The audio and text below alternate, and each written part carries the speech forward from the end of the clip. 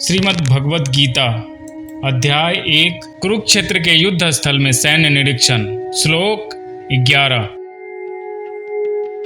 अयनेषु च सर्वेषु यथा भागम अवस्थिता भीष्मम एव अभिरक्षन्तु भवन्तः सर्वे एव ही। अतएव सैन्य व्यू में अपने अपने मोर्चे पर खड़े रहकर आप सभी भीष्म पितामह को पूरी सहायता दें। भीष्म पितामह के शौर्य की प्रशंसा करने के बाद दुर्योधन ने सोचा कि कहीं अन्य योद्धा यह न समझ ले कि उन्हें कम महत्व दिया जा रहा है। अतः दुर्योधन ने अपने सहज कूटनीतिक ढंग से स्थिति को संभालने के उद्देश्य से उपयुक्त शब्द कहे। उसने बलपूर्वक कहा कि भीष्मदेव निसंदेह महानतम योद्धा है, किंतु अब वे वृद्ध हो चुके हैं।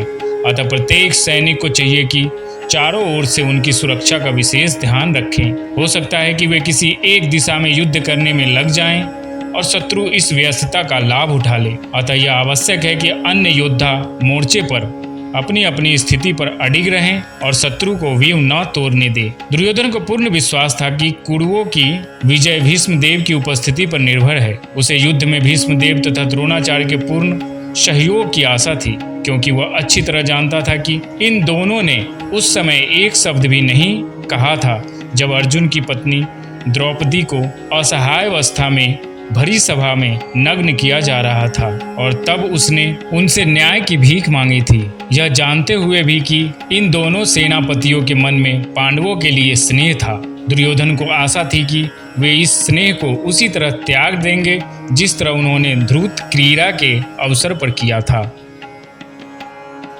जिन जिन मोर्चों पर आपकी नियुक्ति कर दी गई है, आप सभी योद्धा लोग उन्हीं मोर्चों पर दृढ़ता से स्थित रहते हुए सब तरफ से सब प्रकार से भीष्म जी की रक्षा करें। भीष्म जी की सब ओर से रक्षा करें। यह कहकर दुर्योधन भीष्म जी को भीतर से अपने पक्ष में लाना चाहता है। ऐसा कहने का दूसरा भाव यह है कि जब भीष्म जी युद्ध करें तब किसी भी व्यूह द्वार से शिखंडी उनके सामने ना आ जाए, इसका आप लोग ख्याल रखें। अगर शिखंडी उनके सामने आ जाएगा तो भीष्म जी उस पर शस्त्रास्त्र नहीं चलाएंगे, कारण कि शिखंडी पहले जन्म में भी स्त्री था और इस जन्म में भी पहले स्त्री था, पीछे पुरुष बना है। इसीलिए भीष्म जी इसको स्त्री ही समझते हैं और उन्होंने शिखंडी से युद्ध न करने की प्रतिज्ञा कर रखी है। यह शिखंडी शंकर के वरदान से भीष्म जी को मारने के लिए ही पैदा हुआ है। अतः जब शिखंडी से भीष्म जी की रक्षा हो जाएगी तो फिर वे सबको मार देंगे, जिससे निश्चित ही हमारी विजय होगी। इस बात को लेकर दुर्योधन सभी महारथियों से भीष्म जी की रक्षा करने के लिए कह रहा है।